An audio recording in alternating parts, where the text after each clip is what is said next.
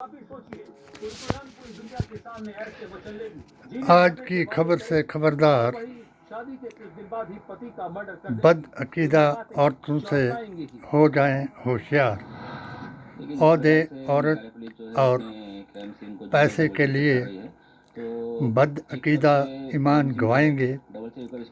और दुनिया में आतंक, उग्रवाद और अधर्म मचाएंगे। जांच बारीक चल रही है। इसको आज जांच करेंगे, फिर कल उनको जेल भेजेंगे, फिर उनको धीरे से पैरों पे छोड़ेंगे। हम चाह रहे इतना सब करने के बढ़िया तो उनको एक इनकाउंटर करो, खत्म करो चीजें।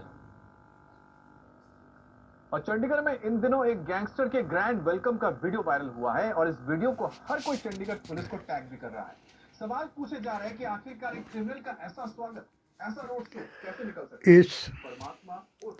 बतिस्ता मर्डर के आरोप में जेल में बंद था और जब रिहाई हुई दर्दनाक मर्डर के ऊपर ऐसा राउंड लगाया HHAQ खलबली मच यूट्यूब चैनल का बयान धर्म, आस्था और अकीदे पर यकीन रखने वाले दें ध्यान। मैंने वेद, पुराण, गीता ग्रंथ कुरान का मुतालिया कराया और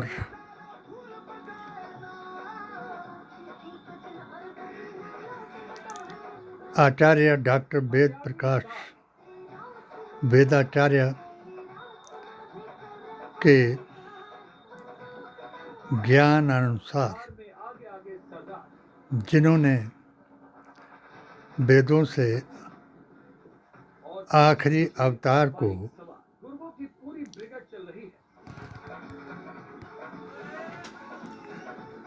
अष्टगुण युक्त कल की अवतार बताया। मैंने आदम से लेकर के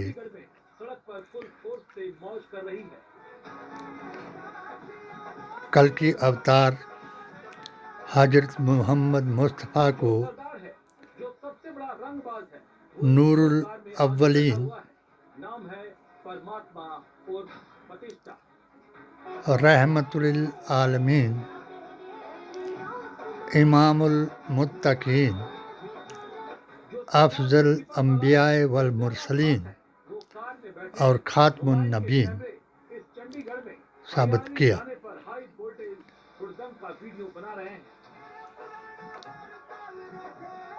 आज की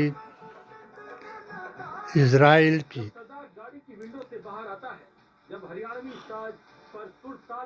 यहूदियों के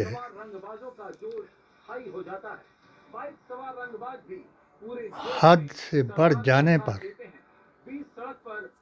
अक्सा मस्जिद से लेकर अर्श से लेकर फर्श तक और अयोध्या से लेकर के संभल तक कट्टर हिंदुत्व को सबूत दिखाए, मगर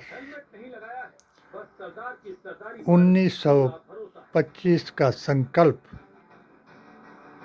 दोहराने के लिए मोदी जी महान ने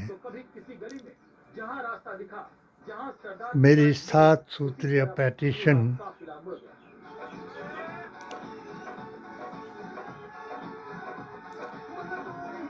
का जवाब नहीं दिया और चंडीगढ़ में रंगबाजी क्यों हो रही थी, गुंडों की फौज परेड क्यों निकाल रही थी। चंडीगढ़ में रंगबाजों की फौज सड़क पर मुझे रही थी क्योंकि इनका सरदार परमात्मा और प्रतिष्ठा जेल से बाहर आया था। मोदी मिशन मुस्लिम मोर्चा हिमाचल प्रदेश का महामंत्री होने के नाते भी जेल से बाहर आया था, इसलिए पूरे शहर में इनके हिंदू मुस्लिम भेदभाव और मेरी पेटिशन के कि नाअहल की इक्तदा मुसलमानों से ना कराई जाए और बदअकीदा को मुस्लिम तंजीमों का अध्यक्ष ना बनाया जाए और शादरा शरीफ में मैंने जो प्रस्ताव पारित किया कि वक्फ की ज़मीन जायदाद हमारे पूर्वजों की जायदाद है, उनको जायज़ वारिसान को दिलाया जाए, मगर 2023 में क्योंकि तीनों विंग जो हैं मोदी जी महान की बात पर एक हो गए।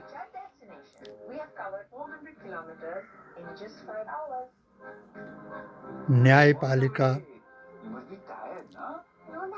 संसद और संविधान को भी तार तार किया गया और 2023 में वक्फ की ज़मीन को सुप्रीम कोर्ट के एक फैसले ने दुश्मन की ज़मीन घोषित करके इस पर सरकार का मालिकाना हक जता दिया और इस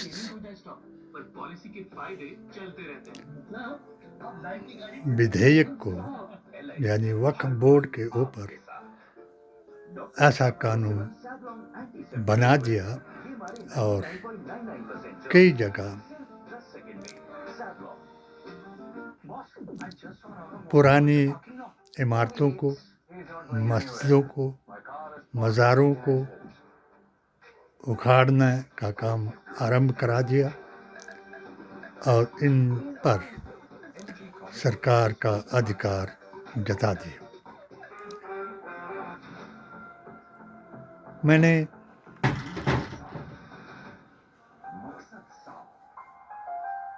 अपने इस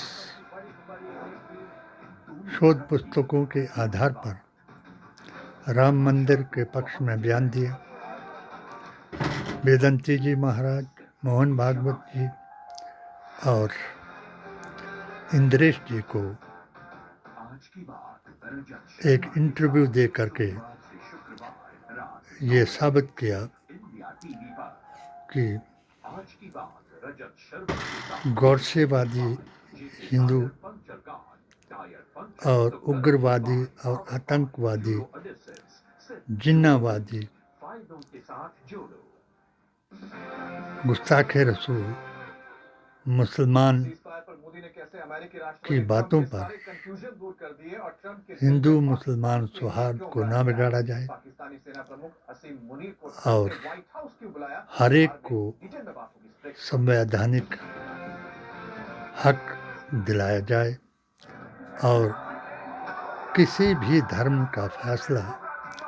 उसकी धार्मिक किताब से कराया जाए। ये मैंने दावा किया कि कोई आचार्य, कोई वेदाचार्य, कोई धर्माचार्य, कोई उलमाए दीन, मुल्ला, कठमुल्ला, बदअकीदा जमातों यानी 72 रद्द की हुई जमातों का अकाबिर अगर इस मसले पर मुझसे बहस कराना चाहे, मैंने इंडिया टीवी को भी ज्ञापन दिया कि मेरे इस इंटरव्यू को दिखाया जाए, मगर इन्होंने फतह का फतवा दिखाना सही समझा और मेरे 16 फतवों को नहीं दिखाया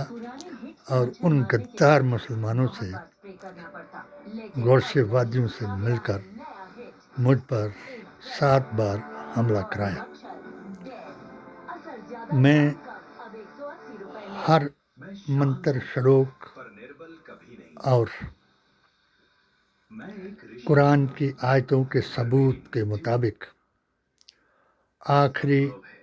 अवतार यानी नबी करीम सल्लल्लाहु अलैहि वसल्लम के फरमान के मुताबिक हर जाहिल व जालिम, फासिक व फाजर, बद अकीदा मुसलमानों का और धीरेंद्र शास्त्री जैसे पर्ची निकालने वाले ढोंगी सनातनियों का को भी चैलेंज किया कि वो सनातन और सुन्नियत के बारे में जो आदम से लेकर के आज तक वैदिक इस्लाम भारत की शान है उस पर मुझसे बहस कराएं, मगर अब भी उस पर किसी ने ध्यान नहीं दिया और मेरे घर में घुस करके मुझे ही मेरे परिवार को बदअकीदा रिश्तेदारों ने गुमराह किया, पुलिस से टॉर्चर कराया, जमातों के लीडरों से डराया। उन मुल्लाओं ने उनको प्रोत्साहित किया जिन मुल्लाओं ने मुस्लिम लड़कियों के साथ बलात्कार करने, लव जिहाद करने और उनको फुसला करके धर्म परिवर्तन करने पर मजबूर किया और मुल्लाओं ने पैसा खा करके उस अपने पैसे के लिए उस आदमी का भी साथ दिया जिसको हमने अपनी कसम के मुताबिक एक मां का सपूत समझ करके विधानसभा में पहुंचाया था और उसको भी मेरे खिलाफ कराया गया। आज भी मैं इस जो बदअकीदा और बदअकीदा औरतों से मुझ पर कई केस दायर करवाए, झूठे मुकदमे बनाए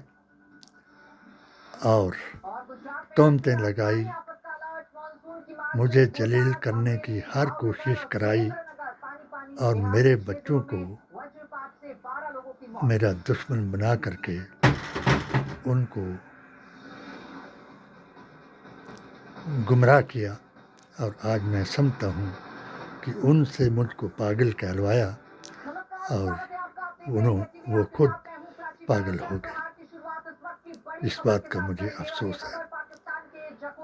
मगर मेरे नबी का फरमान एक भी और उनका यूसीसी का फैसला एक भी गलत नहीं होगा। मैंने मोदी मिशन को इसलिए ज्वाइन किया था कि आपने जो 16 कानून बनाए वो आखिरी अवतार के यूसीसी के मुताबिक थे और जो मैंने अपनी किताबों में पाया कि आप 15 साल के लिए परशुराम अवतार हैं, मगर अब भी आप उस सनातन का गलत प्रयोग कर रहे हैं और सुन्नियत और सनातन के लोगों को जेर करने के लिए अपने प्रस्ताव को ट्रंप जैसे मतलबी, खुदगर्ज और अपने वर्चस्व को पूरे वर्ल्ड पर दिखाने वाले की अतायत कर रहे हैं। मैं जो फैसला आपने पहले मुत्ता हलाला, लव जिहाद, 3 तलाक, धर्म परिवर्तन के लिए किया, उसी नबी करीम सल्लल्लाहु अलैहि वसल्लम के फरमान के मुताबिक इस औरत को और उसके यारों को वही सज़ा दी जाए जो हजूर ने दी थी। एक बार लोगों ने एक मर्द और औरत की शिकायत हजूर अकरम के पास की कि वो अपने खाविंद को छोड़ करके दूसरे के साथ ताल्लुकात बनाए हुए हैं और रंग रेलियाँ मनाती रहती है। हजूर अकरम ने दोनों को पास बुलाया, उनसे पूछा गया, उन्होंने इकरार किया कि हम एक दूसरे को चाहते हैं। जैसे यहाँ टीवी में उस बेचारे से